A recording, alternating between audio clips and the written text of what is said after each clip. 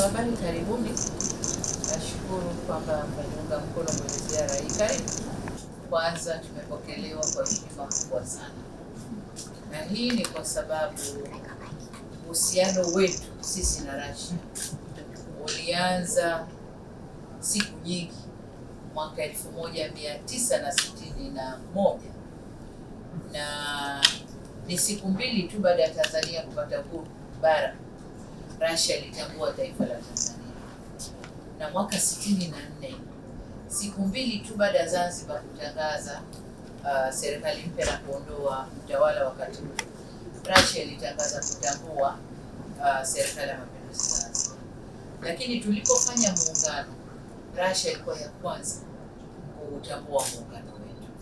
Kwa hiyo tulianza siku nyingi, na kipindi chote hicho kama mnavyojua, Russia ilichangia sana kwenye mapambano ya ukombozi wa Afrika kupitia frontline states zile za kusini mwa Afrika, ikiongozwa na kwa kusini mwa Afrika baba yetu Mwalimu Julius Nyerere, lakini kwa magharibi Pan-Africanism ni Patrice Lumumba, ambaye wamethubutu kumpa jina la chuo chao tulichokwenda jana. So katika hilo, baada ya kupata uhuru nchi za Afrika, kazi iliyofanywa kubwa na Russia ni kusomesha Waafrika wapate knowledge, watambue, wapate kuzihudumia nchi zao. Na ukiangalia wasomi wa zamani, wengi wao walisoma upande huu, aidha Russia au Bulgaria au Poland au huko ndio walisoma. Lakini Russia ilitoa mchango mkubwa sana zaidi kwenye chuo ambacho jana tulikwenda, na kwa heshima wakanitunuku ile shahada ya heshima, na tumeona idadi ya Watanzania walioko pale, na tumeona kwamba wapo vizuri, wamethubutu mpaka kucheza ngoma za kwetu kutukaribisha. So Russia ni mshirika wetu mkubwa toka miaka ya 60, lakini kuanzia hapo Mwalimu Nyerere alifanya ziara ndani ya nchi hii mwaka 1969, ndio alifanya ziara yeye Mwalimu Nyerere, na toka hapo hakuna kiongozi mkubwa wa nchi, Rais wa Jamhuri ya Muungano wa Tanzania, ambaye alifanya ziara Russia. Ndio nimefuata mimi sasa hivi miaka mingapi baadaye? 57 baadaye ndio nimefuata mimi. Lengo la kuja Russia ni kuja kuhakikishia kwamba Tanzania bado tunawahitaji, bado tuna mengi ya kufanya sisi na wao kwa maendeleo yao, lakini kwa maendeleo yetu, kuhakikishia kwamba Tanzania tumefungua milango, na unapofungua milango, wa kwanza kumshika mkono mwende pamoja kwenye maendeleo ni ndugu yako. Huyu ni ndugu yetu ambaye alitushika mkono siku nyingi pamoja na wengine. Kwa hiyo tumekuja kuhakikishia kwamba Tanzania tuko pamoja nao, tumefungua milango, tuna maeneo kadhaa ya ushirikiano, waje tufanye kazi pamoja. Ndio lengo kubwa la ziara hii. Sasa nadhani nimesema vya kutosha. Kama mna maswali tunaweza kuendelea. Kwanza nikupongeze kwa kuvunja rekodi ya miaka 57 iliyodumu mpaka kila mtu akawa anashangaa. Lakini ujio wako huu unatuma ujumbe duniani wa kuendeleza sera ya kutofungamana na upande wowote.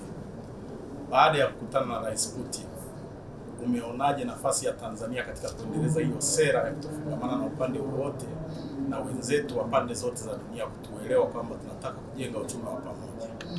Kama mnavyojua, Tanzania ndiyo tunafuata principle za kuto kufungamana na upande wowote, na kwa sisi kila anayetaka kufanya kazi na sisi tunafanya naye. Lakini pia tuna hili swala la diplomasia ya uchumi, na kwenye diplomasia ya uchumi kila unapoona kuna fursa ya kukuza uchumi wako, hiyo fursa tunaitumia. Sasa tunaposema kuto kufungamana kwa upande wowote, pamoja na kwamba Russia muda mrefu hapakuwa na mambo yanayoendelea kutokana na sababu kadhaa, lakini tumekuwa tukifanya kazi na wengine. Tumefanya kazi China kwa mfano. China ni mshirika wetu mkubwa, sawa tu na Russia, lakini kipindi chote toka 60s China tumeshirikiana naye katika kujenga miundombinu ya usafiri na usafirishaji, miundombinu inayosukuma maendeleo Tanzania. tumeshirikiana naye kwa kiasi kikubwa. Tumwangalie India. India ni mshirika wetu mkubwa wa biashara, lakini pia tunapata fedha za uwekezaji kutoka India. Tukizungumzia Japani kwa mfano, Japani tumekuwa tukifanya naye toka miaka yote huko nyuma, tumeendelea naye na tumeingia naye kwenye sekta za elimu, kwenye sekta za uendezaji wa miji, sekta mbalimbali tumefanya na Japani. Tumchukue Europe. Europe ni mshirika wetu kwenye biashara. Europe anachukua sana mazao ya Tanzania, tuko naye kwenye biashara na sisi tunaagiza vitu vingi kutoka kwao. Lakini pia Europe ni source yetu ya kupata pesa za uwekezaji, tunafanya na Europe. Twende wapi? Marekani. Marekani pia ni mshirika wetu mkubwa sana. Wote mnajua kwamba nchi inayoongoza kwa kuleta watalii Tanzania ni Marekani. Marekani inaongoza, lakini pia tunafanya nao kwenye miradi tofauti. Kuna kampuni zipatazo 420 na karibu 500 za Kimarekani zipo Tanzania kwenye sekta zote, madini, utalii, kwenye sekta zote wapo, tunafanya nao. Lakini Marekani pia ni tuseme nini, ni mshirika mkubwa kwenye uwekezaji wa Tanzania. Tunazungumzia LNG. Tunapozungumzia LNG ni Europe na Marekani wako ndani. Tukizungumzia graphite kule Lindi na kwengineko ni Marekani. Tukizungumzia Kabanga inayopigwa kelele sasa hivi, tunamaliza mazungumzo, ni Marekani. Tuchukue mradi gani mwingine? Tuna miradi mikubwa ambayo Marekani tunafanya nayo. Ndio maana nikasema ni sosi yetu nzuri ya fedha za uwekezaji Marekani. Tunapokuja Russia na wenyewe kwa kipindi kirefu hapa hapakuwa na activities kwa sababu kadhaa. Kwanza kwamba mabadiliko ya siasa za dunia, lakini pili vikwazo wanavyowekewa Russia, lakini na sisi kwa upande wetu miaka ya 80, 70, mwisho 80 tuliingia kwenye adjustment program, structural adjustment programs ambazo zimesimamiwa na World Bank, na kwa wakati ule hatukuweza kufanya na watu wengine wowote isipokuwa wao. Kwa hiyo mpaka tumemaliza ile phase na tunaendelea nao mpaka leo. Kwa sasa hivi siasa za dunia na chumi za dunia zilivyobadilika, kama Tanzania sisi hatuchagui wa kufanya naye kazi, ila tunakusanya kila mtu anayeweza kufanya kazi na sisi aje tufanye naye kazi na sisi. Kwa tunaposema hatufungamani na upande wowote, mtaangalia wale super power za block zote wapo, tunafanya nao kazi. Wa Ulaya tunafanya nao kazi, wa Marekani tunafanya nao kazi, wa China wapo hapo, Warusi ndo tumekuja hivi, wengine tunafanya Asia tunafanya nao kazi, Japani, India tunafanya nao kazi. Singapore, nikirudi kesho kutwa kuna ziara, rais wa Singapore anakuja Tanzania. Hiyo ndio maana ya kwamba hatufungamani na upande wowote, hatuchagui, tunakusanya. Baada ya kutembelea Russia, ni fursa zipi ambazo umeziona kwa ajili ya vijana wa Kitanzania? Kwa ajili ya vijana wa Kitanzania, kama unavyojua population yetu ni 60% vijana, si? Kwa hiyo mambo yote tunayozungumza hapa kwa ajili ya vijana wa Tanzania. Tuna fursa kwenye kilimo. Kama mmesikia pale kwamba kwenye kilimo kuna fursa nyingi. Tayari wameingia kwenye kilimo chenyewe. Uzalishaji wa ndizi. Ndizi zina soko kubwa sana. Warusi tumewapa kama hekta 6,000 kule Morogoro, na wanaangalia nyingine ili wapande ndizi. Vijana wetu watapata ajira na kutakuwa na biashara kubwa kwenye eneo. Lakini fursa nyingine ni uwekezaji kwenye viwanda, kwenye kuongeza thamani ya mazao ya kilimo, lakini viwanda vitakavyozalisha dawa, vitakavyozalisha chanjo kwa ajili ya watu na wanyama, ajira ni kwa watu. Tuchukue fursa nyingine kwa Urusi, Mkuju project hii ya uranium. Ile project itaajiri vijana 20,000 katika fani mbalimbali. Kwa vijana wa Tanzania wako huko ndani. Elimu, vijana wa Tanzania wanasoma hapa, tunapata scholarship 150 kwa mwaka, lakini tumeomba katika mazungumzo yetu na Rais Putin ametukubalia, atatuongeza nafasi nyingine zaidi. Watakao kuja soma hapa ni vijana wa Tanzania. na kati yao kuna ambao wanasomeshwa na serikali ya Urusi, wengine ambao wako kwenye masomo ya nuclear science wanalipiwa na hawa Mantra au Rosatom, wanawalipia na serikali inajazi, lakini wengine wanakuja kwa Samia Scholarship. Kwa hiyo tutapata nafasi zaidi za vijana wetu kuja kujifunza fani mbalimbali hapa ndani. Upande wa biashara ni vijana wafanya biashara. Tumesema tuna fedha kwa ajili ya biashara za vijana. ATC inaanza safari kuja Russia. Hii ndege itajaa kuja, itajaa kurudi. Itakuja na watalii, itarudi na watalii. Itakuja na wafanyabiashara, itarudi na wafanyabiashara. Ni vijana wa Tanzania watakaofanya hiyo biashara. Hapa mazungumzo yaliyofanyika hapa baina ya business community ya Tanzania na Russia, mambo mengi watakubaliana hapo katikati. Ni vijana wa Tanzania watakaofanya biashara hizo, lakini pia watakaopata ajira katika biashara zitakazoanzishwa. Kwa hiyo faida kwa vijana wa Tanzania ni kubwa sana, lakini kuwajengea tu jina. Kijana wa Tanzania anafanya kazi kwenye project ya Urusi, kijana wa Tanzania afanya kazi project ya Marekani, kwa vijana wa Tanzania watakuwa wenyeji dunia nzima, kwa sababu hatuchagui wa kufanya nao. Kwa vijana wa Tanzania wana fursa kubwa sana. Asante sana mheshimiwa. Swali langu ni namna ambavyo ziara hii ambayo ni ya historia upande wa serikali, kama kuna mikakati ambayo itaweza kupima matokeo chanya ya ziara hii, kwa maana sasa ya kila sekta iwajibike kwa nafasi yake ili tuweze kama nchi kujipima. Kuna mikakati hiyo? Kama ninavyoelewa, tunaanza utekelezaji wa dira 2050 na katika dira tumeibua mambo matatu kule. Tumeibua mikakati ya mipango ya utekelezaji, lakini pia mikakati ya utekelezaji na vipimo tutakavyojipima navyo katika utekelezaji. Kwa hiyo ni vipimo vile vile tulivyoviweka kwenye dira ndivyo tutakavyovitumia katika utekelezaji wa miradi hii, kwa sababu miradi hii yote na yenyewe tunaibua kutokana na vipaumbele tulivyoweka kwenye dira yetu.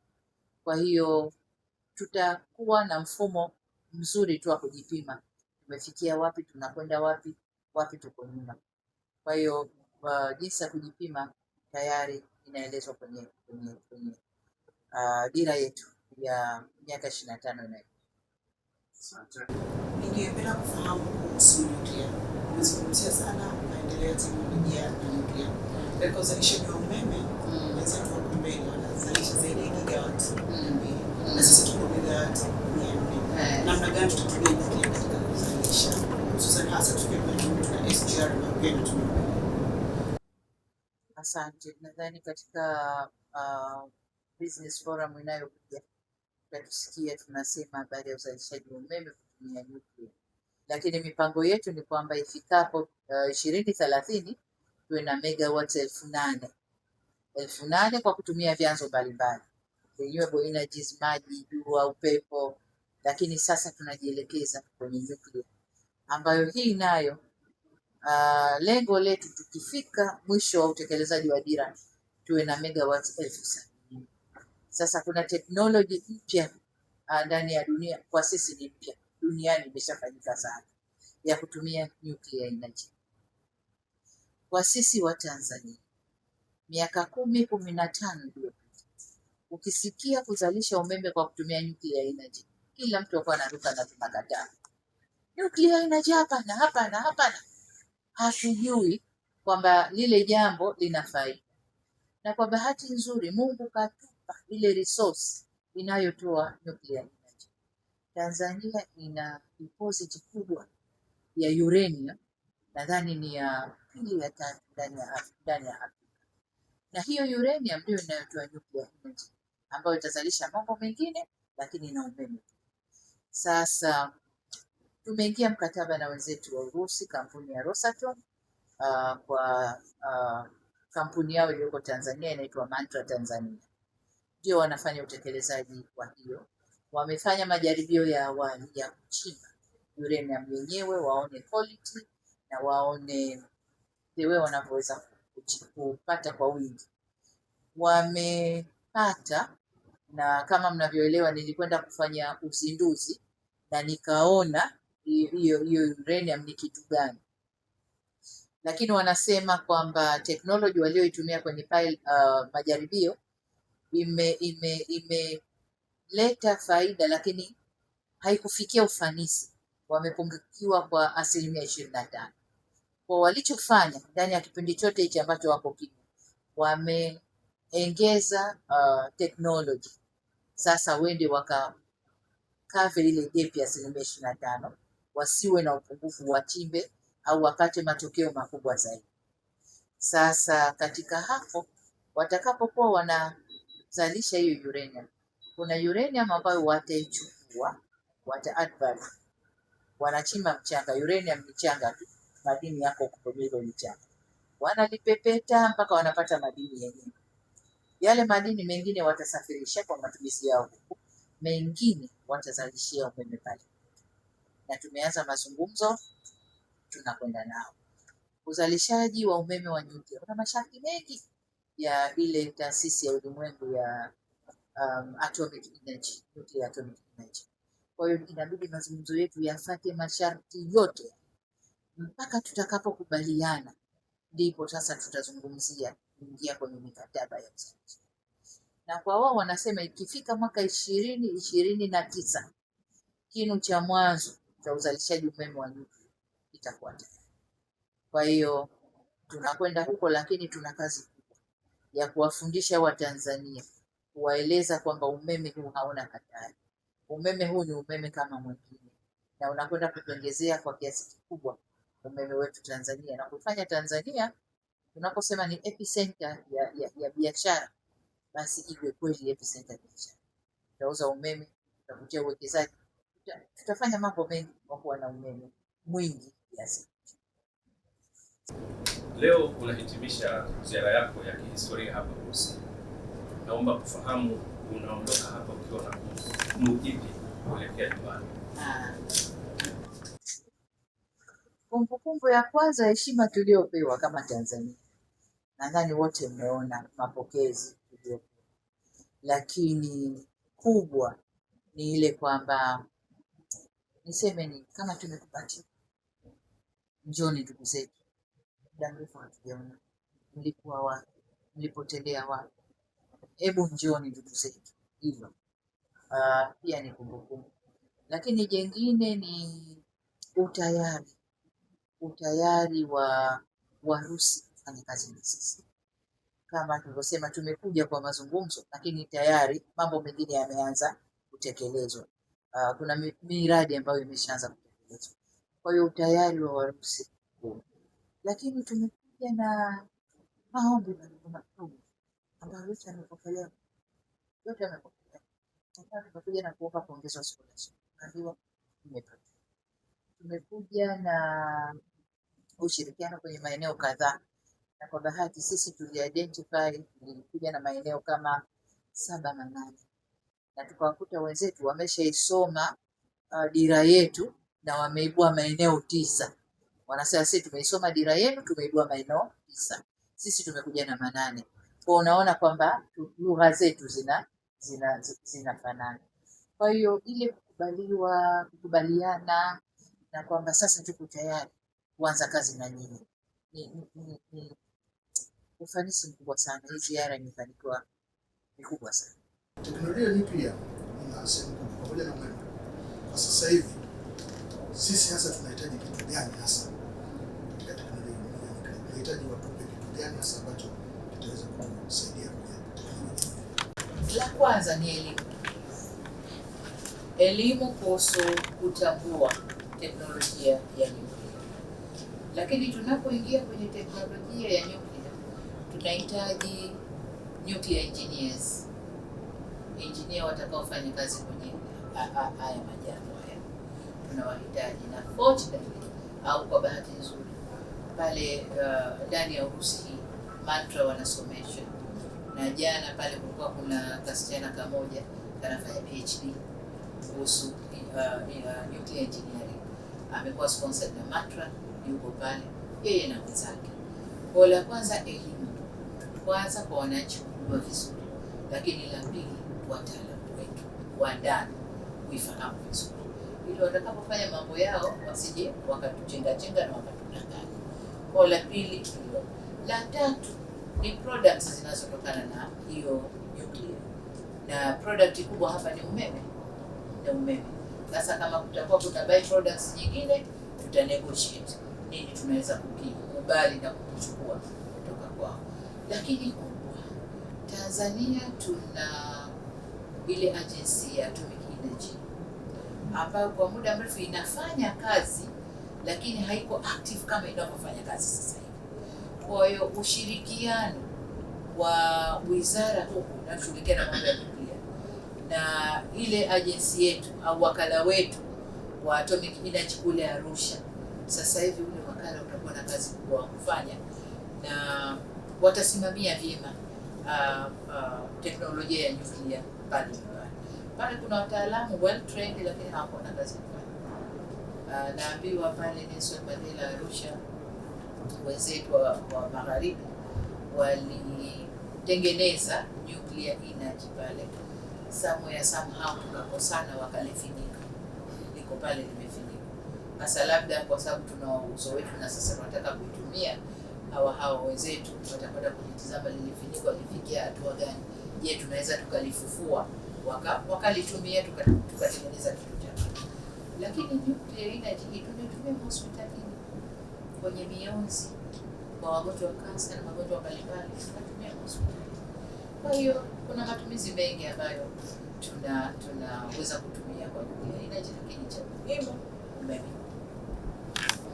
Mheshimiwa Rais, kwa kipindi kirefu mataifa ya magharibi yamekuwa yakishirikiana sana na Tanzania na kufadhili bajeti kwa kiasi kikubwa, na ujio wako hapa nchini Urusi na jinsi ambavyo umepokelewa, baadhi ya vyombo vya habari vya nje vinaripoti kama ni Tanzania kuanza mwanzo mpya wa kuchungulia kutaka kuhamia kwenye kushirikiana zaidi na mashariki kuliko magharibi, kutokana na masharti hapa na pale ambayo yamekuwa yakitoka magharibi. Inaonekana kama ni mwanzo mpya wa kutaka kuhamishia nguvu mashariki. Kauli yako ni nini kuhusu hili? Tunafanya kazi na kila mtu na mifano nimeitoa hapa. Sasa ni juu yenu waandishi wa habari kuweka ile mifano na kuchimba zaidi zile nchi nilizozitaja zina miradi gani Tanzania, zinafanya nini Tanzania. Zungumzeni na kituo cha uwekezaji Tanzania, wakupeni kwa kila nchi. Australia kwa mfano wana miradi mingi ya madini ndani ya Tanzania. Uingereza ukiangalia miradi yao ya madini hata peji 3 ziko pale. Ufaransa tunafanya nao mengi, lakini Ufaransa kwa sasa hivi tumeingia nao makubaliano kwenye Matei Plan, watakuja kutusupport Tanzania kwenye mambo kadhaa. Kwa hiyo si kuhamisha nguvu zetu kwenda huko, lakini ni kuongeza wigo wa washirika. Hii ni sawa na kwamba nimeachana na huyu au tumetengana, nimekwenda kuzurura huko, lakini ngawana narudi kwa mkuu mwenzangu. Kwa hiyo tumerudi kwa mkuu mwenzetu, lakini sikuhamishia nguvu. Tumeongeza tu ushirikiano. Kama nilivyosema, tunakusanya, hatuchagui kwa merits zao, hapana. Sisi kila penye opportunity ya kukuza uchumi wetu, vijana wetu wapate ajira, sisi tunaitumia. Na ndio maana tuko na wote hao, tuko mpaka na wadogo wadogo, akina Belarus hao, wakina nani, wote tuko nao, na kila mmoja mwenye vijimradi vidogo vidogo. Mwingine ana mradi wa kufuga kuku tu pale Tanzania, lakini tuko naye na ni rafiki. Vijana sio wanapata kazi, uchumi si unakwenda. Rais, katika ziara hii mikutano mingi imefanyika na fursa nyingi wa Tanzania watakwenda kunufaika nazo katika sekta mbalimbali, lakini hapa ile maeneo ambayo na moja kwa moja wa Tanzania wataanza kuona matokeo yao, ni maeneo gani ambayo unaona Mheshimiwa Rais katika yale yote mengi watakwenda kunufaika haya moja kwa moja wa Tanzania wataanza kuona utekelezaji wake utaanza? Ni elimu, hasa elimu ya juu, na elimu ya juu kwenye fani mbalimbali, kwenye fani za afya, nuclear energy, nimesema, kilimo na maeneo mengine. Lakini la pili, tutakapoanza uzalishaji wa bidhaa za afya, dawa, chanjo, Watanzania wataona, kwa sababu inakwenda kutupunguzia mzigo mkubwa wa kuagiza kwa kutumia fedha za kigeni, na tutazalisha ndani. Lakini la muhimu zaidi kabla ya afya, mbolea, sekta ya kilimo, uzalishaji wa mbolea, uzalishaji wa mazao. Soko la maparachichi nimesikia pale wako tayari kuchukua kila kitu kinachozalishwa Tanzania, na kwenye masupermarket yao kuna stendi maalum ya bidhaa za Tanzania, kuanzia kahawa, chai, avocado, mambo gani sio, wako tayari. Kwa hiyo sisi wa Tanzania tuongeze tu jitihada kwenye uzalishaji, na kama mnavyoona serikali tunajitahidi kuwashika mkono wa wakulima, tuongeze uzalishaji, na hawa watu wako tayari kuchukua kila kitu. Waziri Komba ananiambia jana alikwenda kwenye hizo supermarket, amekuta korosho ya Tanzania imegaiwa mafungu matatu, imeandikwa korosho ya wapi kule Tunduru, korosho sijui ya wapi, zimegaiwa kwa sifa mafungu matatu.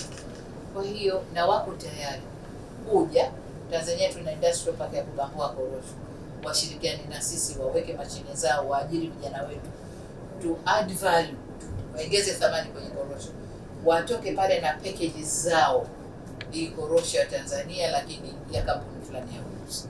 Kwa hiyo hizo ndio Watanzania watarajia, wataona haraka. Mheshimiwa Rais, Kiswahili umekuwa ukikipa uzito wa hali ya juu na kusukuma duniani, na katika chuo kile walichokupa shahada ya heshima jana, wameeleza namna gani wamekuwa wakitoa nafasi kwa wale wanaofanya vizuri kusomea Kiswahili. Ni kwa kiasi gani sasa Kiswahili chetu kitapata nafasi katika nchi hii ya Urusi au ukanda huu wa Mashariki? Asante. Jawabu nayo sana. Ukweli kwamba kile chuo kinafundisha Kiswahili, basi Kiswahili kimepata nafasi. Na jana nilikutana na mama mmoja, mwalimu wa Kiswahili, ni Mrusi, anaitwa Natalie, ambaye ndio anaandika vitabu vyote vinavyofundisha Kiswahili kwenye vyuo vya Kirusi, na alinipa kitabu kimoja jana mfano. Kwa hiyo lakini hata yule rais wa kile chuo cha Rudin University alikuwa ananiongelesha Kiswahili. Kwa Kiswahili kimeenea. Hata nilipokuwa nikitoka, waandishi wa habari na vikamera vyao, shikamoo mama, mama Samia shikamoo. Unajua kwamba Kiswahili kinaenea. Kwa Kiswahili kimepata nafasi. Pamoja na kwamba UNESCO ambayo iko Ufaransa ndio imekuza Kiswahili kukifanya lugha ya kimataifa, lakini sasa mataifa yanakichukua na kusomesha. Lakini kama tulivyosema kwenye vikao vingine kwamba tunaingia kwenye hatua nyingine na wenzetu wa Russia. Utalii wa Urusi ni mkubwa, na wamesema kwamba tutakapoleta ndege ikianza Air Tanzania, Azur Air ikianza kuja Tanzania, wanahofu kwamba hoteli zetu hazitatosha. Kwa hiyo tumewapa na wameomba nafasi tuwape maeneo, wajenge mahoteli maeneo yapo. Serengeti kuna maeneo, Morogoro tunaweza tukapata maeneo wakajenga, Zanzibar tunaweza tukapata maeneo wakajenga, na maeneo mengine maeneo yapo. Sasa na sisi tumewahakikishia kwamba na sisi tutafundisha Kirusi ndani ya vyuo vyetu, na chuo kinachofundisha lugha ni UDOM. Kwa hiyo tulikuwa tunaongea na waziri wa elimu kwamba sasa UDOM ijitayarishe kufundisha Kirusi ndani ya chuo chake. Tukifundisha, uwekezaji wote huu Urusi waliojipanga kufanya Tanzania watapata watendakazi ambao lugha zinaelewana. Lakini jingine, vijana wa Kitanzania wakisoma na kitoka nje, kuna mfuko wao wa vijana unaowezesha kufanya biashara. Air Tanzania ipo. Ni rahisi Mtanzania kupanda ya Tanzania kuja hapa, akabishana na Mrusi, wewe akachukua vitu vyake akarudi, akaja akatuuzia. Kwa hiyo faida kubwa.